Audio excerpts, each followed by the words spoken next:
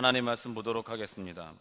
하나님 말씀은 사도행전 12장 20절에서 25절까지 말씀입니다. 신약 208면 사도행전 12장 20절에서부터 25절까지 말씀입니다. 다 찾으신 줄 알고 제가 봉독해 올리도록 하겠습니다. 헤롯이 두로와 시돈 사람들을 대단히 노여워하니 그들의 지방이 왕국에서 나는 양식을 먹는 까닭에 한마음으로 그에게 나와 왕의 침소 맡은 신하 블라스도를 설득하여 화목한가를 청한지라.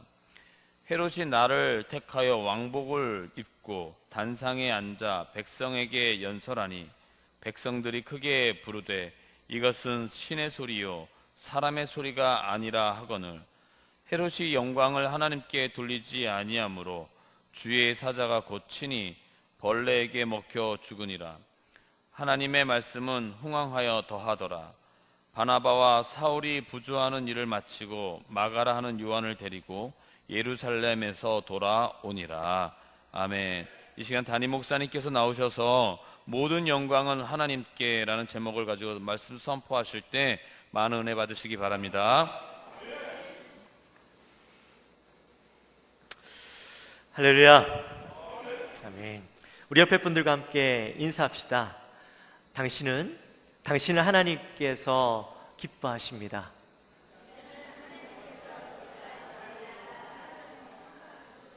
한 번 더 고백합니다.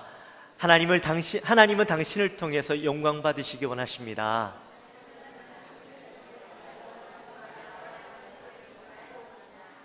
아멘.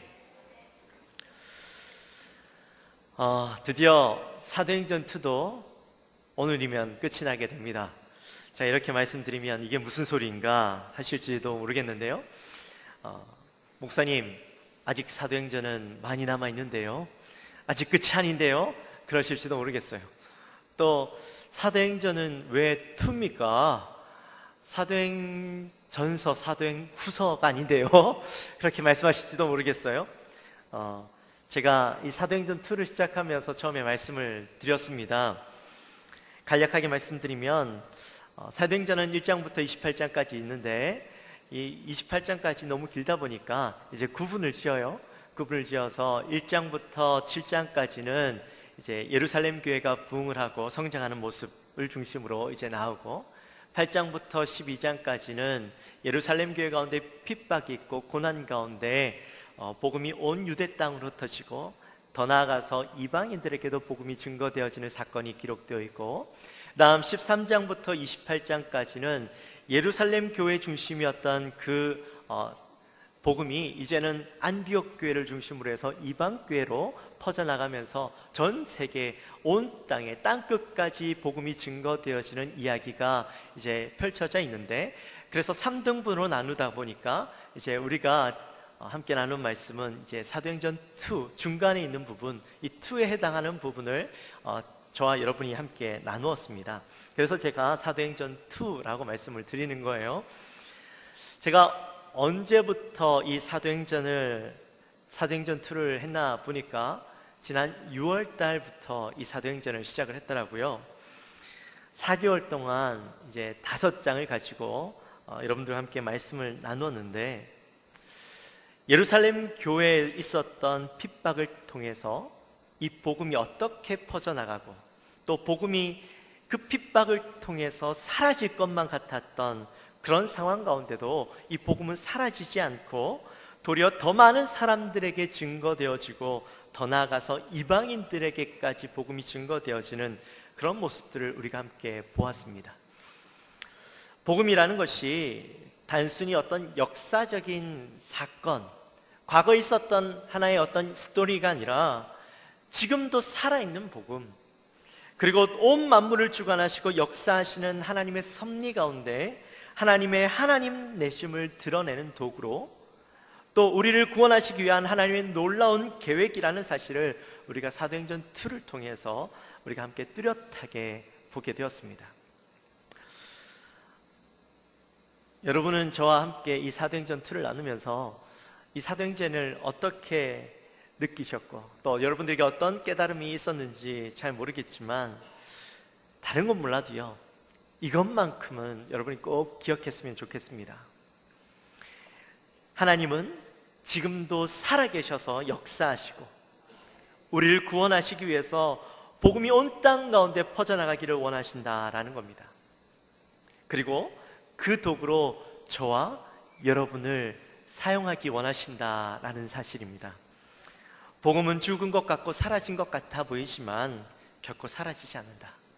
진리는 결코 망하지 않는다라는 사실을 기억하시고, 여러분 복음을 위해서 살아가는 저와 여러분이 되시기를 주님의 이름으로 축원합니다.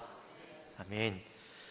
이제 오늘은 사도행전 2 마지막 시간으로 이제 12장 마지막 부분에 있는 내용을 가지고 우리가 함께 은혜를 나눠보도록 하겠습니다.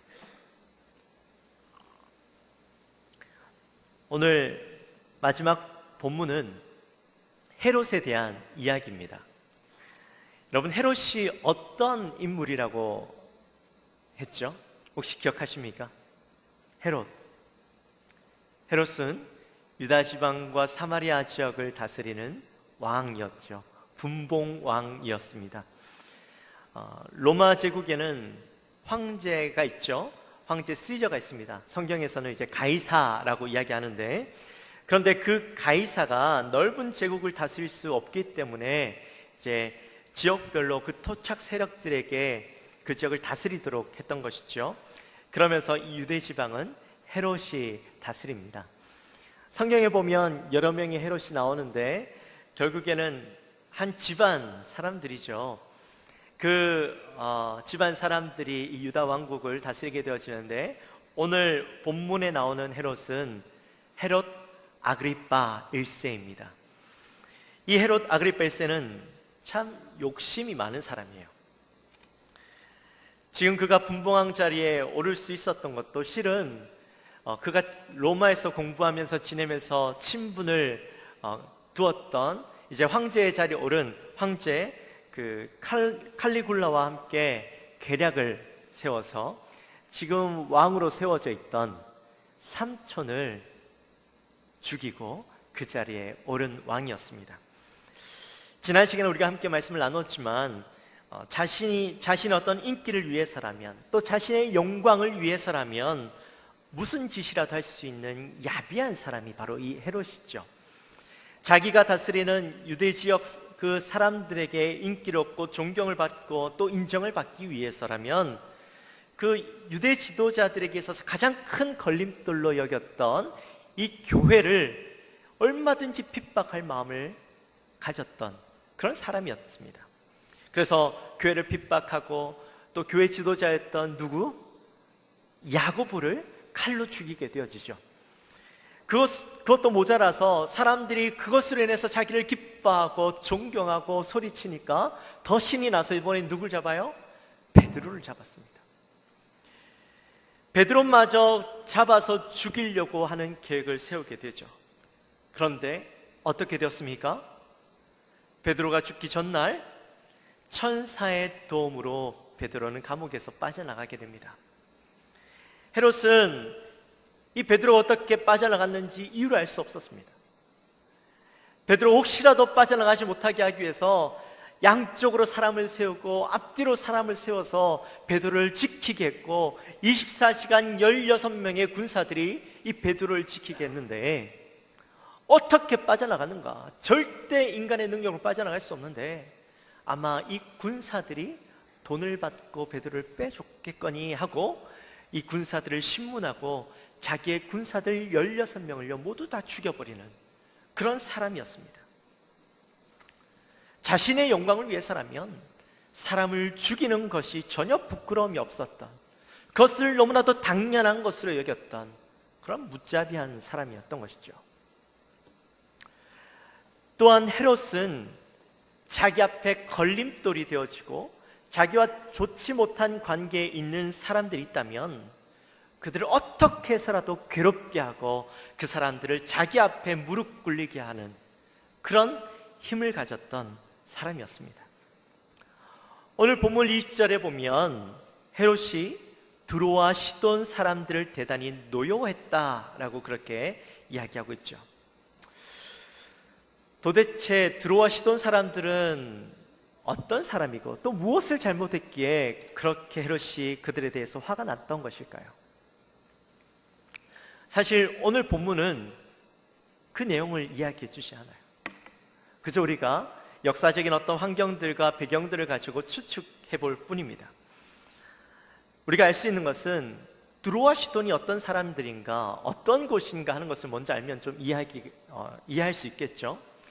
두로와 시돈은 당시에 매우 활발한 항구 도시였습니다. 상업과 무역이 크게 발달한 도시였고 또 그 땅은 자원이 풍부하여서 많은 좋은 것들이 나는 그런 곳이었죠. 그런데 그 땅에 한 가지 단점이 있었는데 먹을 것이 나지 않았습니다. 자원이 풍부하고 좋은 것들이 많았는데 먹을 것이 나지 않는 거예요. 그래서 열왕기상 5장 10절과 11절 말씀에 보면 이렇게 적혀 있어요.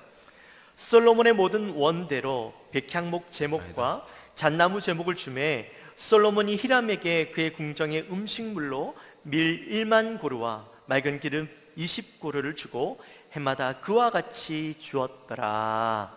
아멘. 이 말씀에서처럼 이제 솔로몬이 하나님께서 허락하신 성전을 짓기 위해서, 성전을 지으려면 뭐가 필요해요? 나무들이 필요하잖아요. 제목들이 필요한데 그 제목들을 구하기 위해서 두로와 시돈 땅에서 이 제목들을 가져왔다라는 겁니다. 백향목과 또 잣나무를 가져와서 성전을 짓는데, 그런데 그 성전을 이제 지었으니까 뭔가 주어야 되겠죠. 근데 두로와 시돈 땅에는 먹을 것이 나지 않으니까 이 예루살렘 땅, 이 이스라엘 땅에서 나는 음식들을 매년 공급해 주었다라는 겁니다. 그때부터 시작되었던 그런 환경들이 지금도 세월이 변화해서 바뀌지 않고, 지금도 아무리 좋은 것 항구를 통해서 얻고 그 땅에서 얻지만 얻을 수 없는 식량과 음식물은 헤롯이 다스리는 이 유다 땅에서, 이스라엘 땅에서 계속적으로 얻어야만 했던 것이죠. 그러다 보니 헤롯이요, 두로와 시돈 땅이 자기의 마음에 들지 않고 뭔가 비틀어지면 음식을 보내지 않는 거예요. 식재료들을 그 땅에 보내지 않는 거예요. 그리고 마음에 들지 않으면 몇 배 비싼 값으로 그곳에 팔았던 겁니다. 그러니 이 관계가 좋아질 수가 없었던 것이죠. 네, 여러분, 그런 불편한 관계에 있는 두로와 시돈 그리고 헤롯, 누가 손해일까요? 누가 손해일까요? 당연히 두로와 시돈 땅이 손해겠죠. 여러분, 다른 건 다 없어도 살 수 있어요. 그렇지 않아요? 다른 건 없어도 살 수 있는데 음식이 없으면, 먹을거리들이 없으면 살아갈 수 있는 사람은 아무도 없어요. 그러니 상대적으로 약자는 두로와 시돈이었던 것이죠. 불편한 관계를 회복하기 위해서 이 두로와 시돈 사람들이 헤롯의 침소를 맡은 신하 블라스도에게 헤롯의 마음을 좀 돌려달라고, 헤롯의 마음을 살 수 있는 좀 기회를 달라고 그렇게 부탁을 하게 됩니다. 결국에는 왕의 마음을 살 수 있는, 풀 수 있는 자리를 마련하게 되는데, 그때가 21절에 나와 있는 헤롯이 택한 바로 그날인 것이죠. 자, 그렇다면 헤롯이 택한 그날은 도대체 언젠가? 또 그런 궁금증이 생깁니다. 많은 주석가들이 이제 역사가 요세푸스의 글을 인용해서 많이들 이 이야기를 풀어내는데, 그 요세푸스는 이렇게 이야기를 합니다. 황제가, 로마 황제, 이제 시저를 이야기하는 것이죠. 가이사를 이야기하는 것이죠. 영국 원정에서 승리하고 돌아온 뒤에 그 개선을 기념하기 위해서 이 성대에 베푼 로마식 축제의 둘째 날이자, 그날은 바로 황제의 생일이었다고 합니다.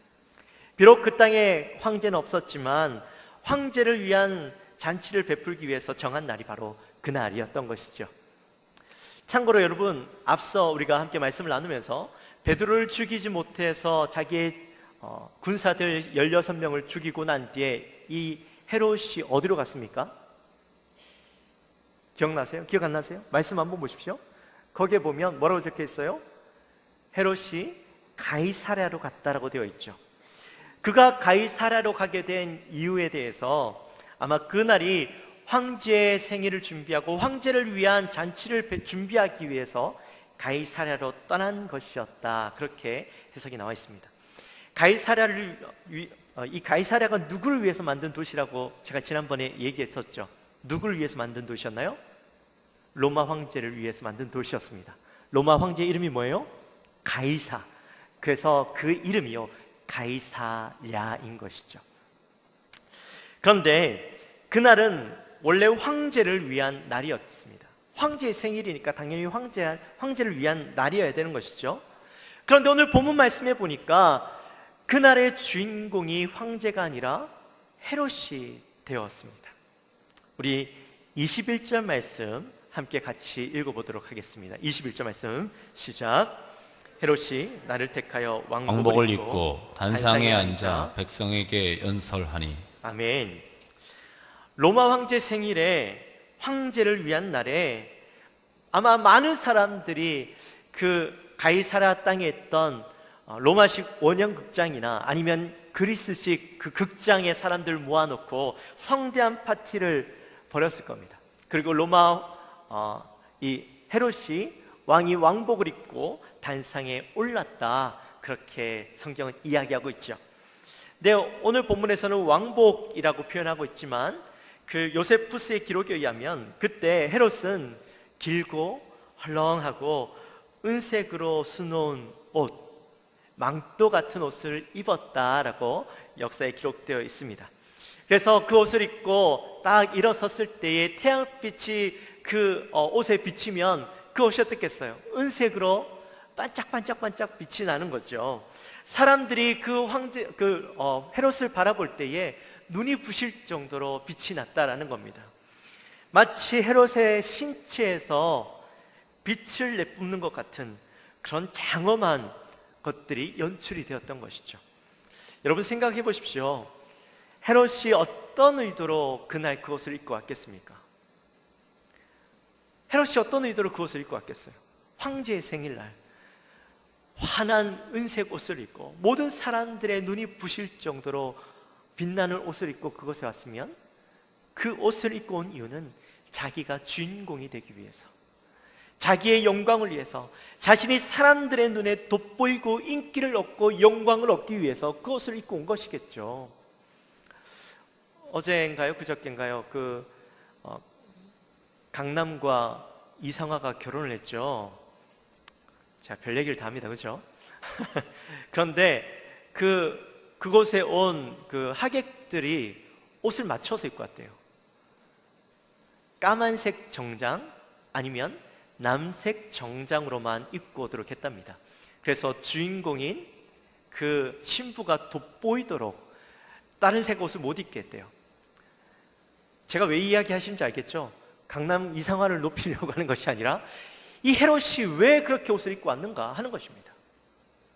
헤롯이 이렇게 은색 옷을 입고 있으면 사람들이요 다 헤롯만 바라보게 되고 헤롯을 높이고 존경하게 되어질, 헤롯이 주인공이 되어질 수밖에 없는 그런 환경을 만들었다라는 것이죠.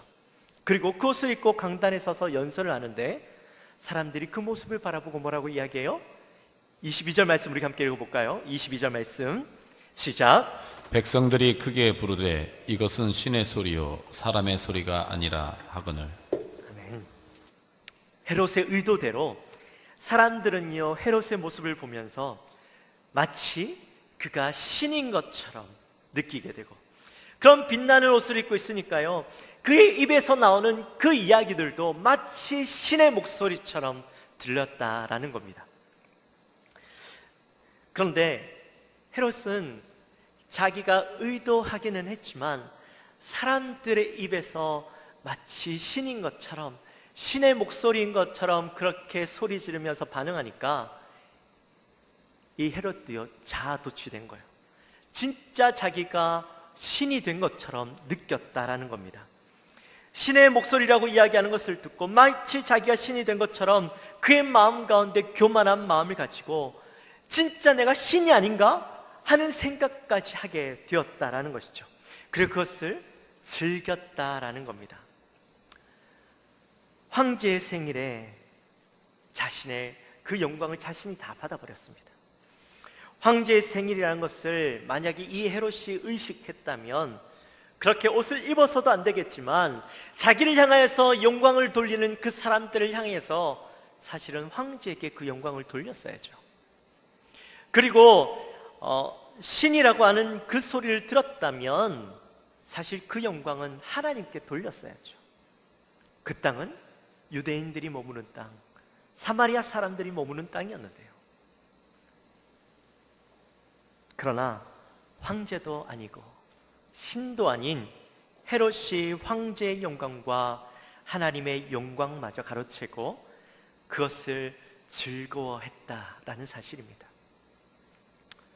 물론 누가가 앞에서 시돈과 드로 사람들을 등장시킨 이유가 있었습니다. 왜요?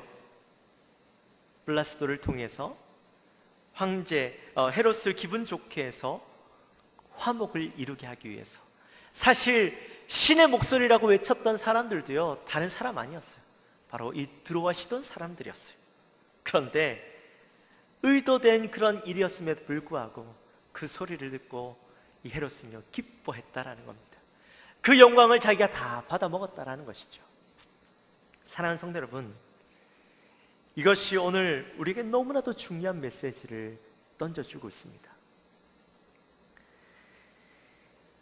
최초의 제약이 이 땅에 들어올 때에 마귀의 게임의 선악과를 먹으면 누구와 같이 되어진다고요? 하나님과 같이 되어진다라고 이야기하는 것을 듣고 이 하와가 선악과를 바라볼 때에 자꾸 바라보니까요 먹음직도 하고 보암직도 한 그런 모습으로 자꾸 하와에게 다가오는 겁니다. 그래서 그 욕심이 나서 선악과를 먹어버리고 이 땅 가운데 죄악이 들어오고 결국에는 모든 인류가 죄악 가운데 멸망의 길을 걸 수밖에 없게 되었던 것이죠. 하나님의 천사장 루시퍼가 하나님의 영광을 넘보다가 결국에는 타락하여서 사탄이 되고 말았습니다. 이사야서 14장 13절 말씀을 우리가 함께 볼까요? 이사야서 14장 13절 말씀 우리 한 목소리로 같이 읽어보겠습니다. 시작. 내가 내 마음에 이르기를 내가 하늘에 올라 하나님의 목별에 위에 내가 북극 지폐의 산 위에 앉으리라. 아멘. 자, 바로 루시퍼가요 이 마음을 먹은 거예요. 내가 하늘에 올라 하나님의 무별 위에 내 자리를 높이리라. 하나님보다 더 높은 자리에 내가 서겠다라고 이야기하고 있는 거예요. 그러니까 결국에는 그 마음을 먹고 하나님을 대적했다가 그 뒤에 보면 어떤 말씀이 나와요? 수월의 가장 밑바닥까지 떨어지고만 이 사탄의 모습을 보게 되죠. 결과는 교만으로 인하여서 또 하나님의 영광을 가로챈 그 결과로 이렇게 되어진 것입니다. 하나님의 영광을 가로채고 그것을 즐거워했던 헤롯의 결과는 어땠나요? 우리 23절 말씀 함께 볼까요? 23절 말씀 시작. 헤롯이 영광을 하나님께로 돌리지 아니하므로 주의 사자가 곧 친히 벌레에게 먹혀 죽으니라. 아멘. 여러분 참 비참한 죽음이죠. 헤롯이 하나님께 영광을 돌리지 않고 그 영광을 가로챈으로 벌레에게 먹혀 죽었다라는 겁니다. 여러분 벌레는 어떤 존재입니까? 벌레요. 벌레는 어떤 존재입니까? 여러분 혹시 벌레 좋아하고 사랑하시는 분이 있으십니까? 아무도 없으시죠? 벌레는요 가장 작고 미천한 존재입니다. 아무도 벌레를 좋아하는 사람은 없는 것 같아요. 연구하는 사람이 아니면. 벌레는 보이는 즉시 우리의 마음 가운데 어떤 마음이 생겨요? 잡아 죽이고 싶은 마음이 생기죠. 그런데 세상의 영광을 다 가지려고 했던 헤롯이 가장 미천하고 모든 사람들로부터 미움을 받는 이 벌레에게 먹혀 죽어버렸다는 것이죠. 역사가 요세푸스의 기록을 보면 이때 상황을 좀 더 자세하게 기록되어 있는 것을 볼 수 있는데요. 한번 띄워주시겠어요? 헤롯 왕을 칭송하는 백성들의 함성을 그가 듣고 있을 때에 그는 그의 머리 위에 걸려있는 밧줄에 올빼미 한 마리가 내려앉은 것을 보았으며 그때 그는 불길한 예감을 느끼게 되었다. 왜냐하면 그 당시 올빼미는 그것을 처음 본 사람에게는 행운을, 두 번째 본 사람에게는 재앙을 상징하는 새로 여겨졌으며 헤롯은 이번에 두 번째로 같은 올빼미를 보았기 때문이다. 그리고 근심이 마음을 어둡게 하기 시작하더니 그 배가 심히 아파왔으며 참을 수 없을 만큼 극심한 통증이 수반되었다. 신하들에 의해서 재빨리 궁궐 안으로 옮겨진 헤롯은 5일 동안 극심한 통증으로 사경을 헤매다 죽었다. 요세푸스의 기록입니다. 역사에 보면 주전 175년부터 164년까지 이 수리아 땅을 통치했던 안티오쿠스 에피파네스라는 굉장히 악독한 왕이 있었습니다. 이 왕이 이스라엘 땅을 침범하여서 성전에서 이방 신들을 숭배하게 하고 성전 안에서 돼지를 잡아서 돼지를 바치는 온갖 더러운 죄를 저질렀던 왕이 있었는데, 그가 하나님을 무시하고 모독하고 난 뒤에 그도 헤롯처럼 갑작스럽게 쓰러져서 몸이 썩고 구더기가 그의 몸에서 나기 시작하면서 비참한 죽음을 맞이했던 그런 기록이 있는 것처럼, 하나님의 영광을 가로채고 하나님의 자리에 오르려는 죄는 결국에는 하나님의 심판이 그 앞에 있다라는 사실을 우리에게 분명하게 보여주고 있다라는 것이죠. 그렇다면 우리는 이러한 많은 사건들을 통해서, 역사적인 사건들을 통해서 우리는 무엇을 깨달아야 할까요? 헤롯의 비참한 죽음은 우리에게 무엇을 이야기해 주고 있는 것일까요? 바로 우리의 인생은 하나님의 영광을 가로채고 자신의 욕심과 어리석음으로 살아가는 것이 아니라 오직 하나님의 영광을 위해서 삶을 살아가야 한다는 사실을 우리에게 이야기하고 있다는 것입니다. 세상은 마치 하나님이 없는 것처럼 보여지고 하나님은 죽은 것처럼 그렇게 말하면서 살아가지만 결국에는 그 끝에는 하나님의 심판이 있다는 사실을 우리에게 보여주고 있고, 또한 그들의 행위를 냉정하게 하나님은 심판하실 거라는 사실을 우리에게 보여주고 있습니다. 그리고 24절에 나타나 있는 말씀은요, 역사의 결과가 무엇인지 우리에게 분명하게 보여주고 있죠. 우리 24절 말씀을 함께 같이 읽어보도록 하겠습니다. 24절 시작. 하나님의 말씀은 흥왕하여 더하더라. 아멘. 헤롯은 승승장구하고 모든 것들이 잘 되어지고 그의 힘 아래에서 모든 것들이 이루어지는 것처럼 보였고, 하나님마저도 그 영광이 빼앗겨버리고 헤롯에게 가는 것처럼 보였지만, 그러나 그의 인생의 끝은 벌레로 먹혀 죽어버리는 비참한 인생, 하나님의 심판으로 인해서 비참한 죽음을 맞이하는 인생으로 끝이 나고 말았어요. 그러나 복음은 핍박과 고통 속에서 죽고 사라질 것 같아 보였지만 사라지지 않고 도리어 어떻게 되었다고요? 흥왕하였더라. 흥왕하여 더하였더라. 더 강력해지고 더 번성해지고 많은 사람들이 그 복음을 듣게 되고 돌아오게 되었다라는 사실입니다. 이 사실만으로도 우리는요, 어떠한 인생을 살아야 할 것인가 분명히 깨닫게 되어지죠. 결국에 우리의 인생은 하나님을 위해서 살아가는 인생이 되어야 한다는 것입니다.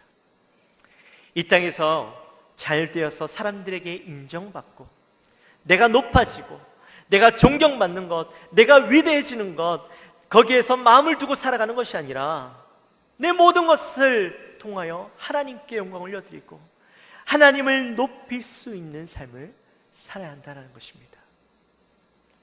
우리의 삶은요, 복음을 위해서 사는 삶입니다. 하나님을 드러내므로 모든 사람들이 하나님을 바라보게 하는 삶이어야 합니다. 그것이야말로 우리가 살아가는 목적, 우리가 살아가는 이 땅에 존재해야 하는 이유인 것이죠. 제가 이 시간에 영상 하나 보여드리겠습니다. 이 영상 보고 이제 마무리하도록 할게요. 的委屈、压抑、费解，以非常平实的方法娓娓道来。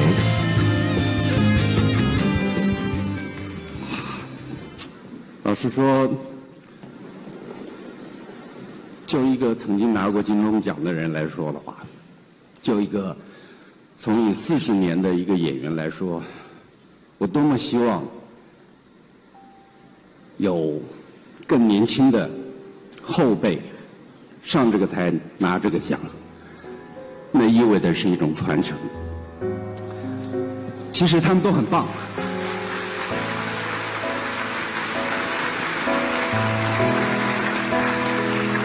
你们都很棒，只是上帝拣选了我。我想一定有他的用意，可能让我上来说说话吧。与其我想了一下，与其跟大伙儿一样，那么千篇一律的谢谢这个谢谢那个，感谢是不用说的，每一个人我们都值得感谢。可是你们想不想听一些不一样的？我是个基督徒，那么就用我的方式，我跟我的神，让我们这个大家庭，我们现在共聚一堂。可是要知道，还有很多的大家庭在外面水深火热。让我用我的圣经里面的主导文来为这片土地上面的人来祷告，好吗？我们在天上的父，愿人都尊你的名为圣，愿你的国降临，愿你的旨意行在地上，如同行在天上。我们日用的饮食，主你赐给我们，免我们的债，如同我们免了人的债，不叫我们遇见试探，救我们脱离凶恶，因为国度、权柄、荣耀，全是你的，直到永远。阿们。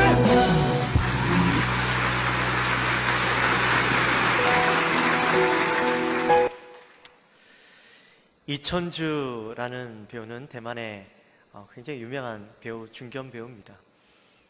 그가 우리나라의 대종상 같은 그런 굉장히 큰 상을 받는 자리에서 다른 것을 고백한 것이 아니라 주기도문을 읽어 내려갔습니다. 암송하며 읽어 내려갔습니다. 저 일이 있고 난 뒤에요, 대만이 난리가 났었습니다. 엄청난 비난과 심지어 욕까지 먹는 그런 상황이 있었는데, 제가 이제 그 뒤에 기사들을 찾아봤어요. 인터뷰한 기사를 봤는데, 이천주 배우도 자기가 이렇게까지 반응이 뜨거울 줄 몰랐고, 자기를 그렇게 비난할 줄 몰랐다라는 거죠. 그럼에도 불구하고 내가 같은 자리에 서게 된다면 나는 똑같이 주기도문을 암송할 것이다. 그렇게 이야기하는 것을 보았습니다. 이천주 배우는 다른 할 말이 얼마나 많았겠습니까? 그 영광을 자기가 차지하고 자기가 받고 싶은 마음이 왜 없었겠습니까?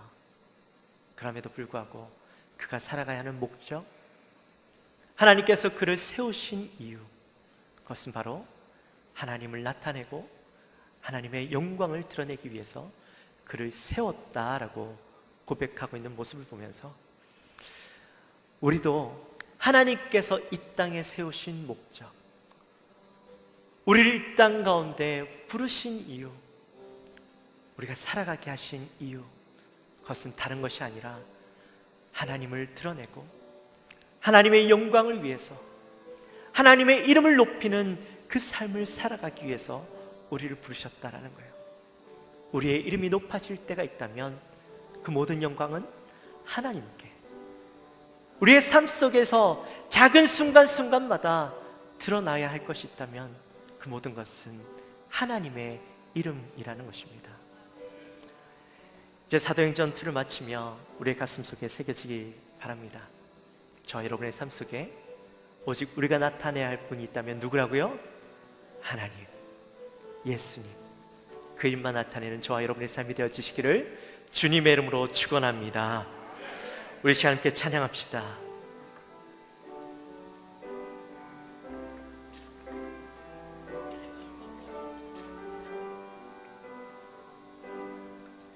내 눈 주의 영광을 보네. 우리 가운데 계신 주님, 그 빛난 영광 온 하늘 덮고 그 찬송 온 땅 가득해. 내 눈 주의 영광을 보내. 내 눈 주의 영광을 보내. 찬송 가운데 서신 주님, 주님의 얼굴은 온 세상 향하네. 권능의 팔을 드셨네. 주의 영광 이곳에 가득해. 우리 선의 주님과 함께 찬양하며 우리는 전진하리. 모든 열방 주 볼 때까지. 우리 다시 한번 고백합시다. 내 눈 주의 영광을 보내. 우리 가운데 계신 주님, 그 빛난 영광, 그 빛난 영광 온 하늘 덮고 그 찬송 온 땅 가득해. 내 눈 주의 영광을 보내. 찬송 가운데 서신 주님, 주님의 얼굴은 온 세상 향하네. 권능의 팔을 드셨네. 주의 영광 이곳에 가득해. 우리 선의 주님과 함께 찬양하며 우리는 전진하리. 모든 열방 주 볼 때. 다시 한번 후렴도합니다. 주의 영광 이곳에 가득해. 우리 선의 주님과 함께 찬양하며 우리는 전진하리. 모든 열방 주 볼 때까지. 할렐루야. 우리 함께 기도합시다. 하나님, 우리가 이 땅에 살아가는 이유, 이 땅을 살아가야 하는 목적, 그것은 나를 위하여서가 아니라 내가 영광을 받고 내가 이 땅에 있는 많은 것들을 누리고 얻기 위해서가 아니라 바로 하나님의 이름을 위해서, 하나님의 영광을 위해서 온 땅 가운데 하나님을 드러내고 그분을 높이기 위해서 우리가 살아가야 함을 다시 한번 깨닫습니다. 하나님, 이 시간 우리의 마음 가운데 하나님의 영광을 위해서 사는 마음, 오직 하나님만 높일 수 있는 마음을 우리에게 허락하여 달라고 우리 간절하게 기도하며 나가겠습니다. 하나님 아버지, 감사합니다. 저들을 사랑하여 주시고 오늘도 귀한 말씀 가운데 사도행전 마지막 말씀을 통하여서 하나님, 정말 그 헤롯의 죽음을 바라보며 헤롯이 거두고 찾고 누리고 얻고자 했던 그 영광, 하나님의 영광마저 빼앗아 자기가 얻었던 그 영광, 결국에는 그 끝에 심판이 있었고 하나님의 두려운 그 심판 가운데 비참한 죽음을 맞이하던 모습을 보았습니다. 하나님, 우리의 마음 가운데도 두려움을 가지며 살기 원합니다. 혹시라도 우리의 삶 가운데 하나님의 영광마저 빼앗아버리고 하나님께 돌려야 할 그 영광을 내가 받아 먹으며 하나님 그 즐거움 가운데 살아가고 있는 우리의 모습은 아닙니까? 하나님, 우리의 삶, 우리의 목적을 주님 다시 한번 깨닫고 하나님의 영광을 위해서 우리의 삶을 살아드리는 인생, 오직 내 삶 속에서 드러나는 분은 하나님 한 분이고 하나님 내 삶을 통하여서 나타나야 분은 하나님 한 분이며 내 삶을 통하여 오직 하나님만, 모든 세상이 열방이 하나님만 바라보게 하는 그러한 우리의 삶들이 되게 하여 주옵소서. 우리는 주님을 바라보게 하는 통로요, 우리는 주님의 향기가 되어 결국에는 주님이 그들이 생각나게 하는 그런 자들이어야 함을 다시 한번 깨닫습니다. 하나님, 우리의 삶이 그 목적대로 주님이 원하시는 방법대로 우리가 사용되어질 수 있도록 하나님 우리를 주장하여 주옵소서. 하나님 감사합니다. 오늘 귀한 말씀을 통하여 헤롯의 비참한 죽음을 통하여 우리의 인생의 목적, 우리는 어떠한 삶을 살아가야 하는 것인가 다시 한번 깨닫게 하시니 감사합니다. 하나님, 우리의 삶 가운데 혹시라도 우리의 욕심으로 하나님의 영광마저 내가 거두고 내가 그 영광을 얻고 내가 그 영광 가운데 기뻐하며 살아가는 삶을 살아가고 있는 것은 아닙니까? 하나님, 혹시라도 우리의 그런 삶이 있다면 용서하여 주시고 오직 하나님을 드러내고 하나님을 나타내고 하나님께 영광 올려드리는 귀한 믿음의 삶을 살아가는 우리 사랑하는 영광교회 성도님들의 삶이 되게 하여 주옵소서. 감사합니다. 예수님의 이름으로 기도하옵나이다. 아멘.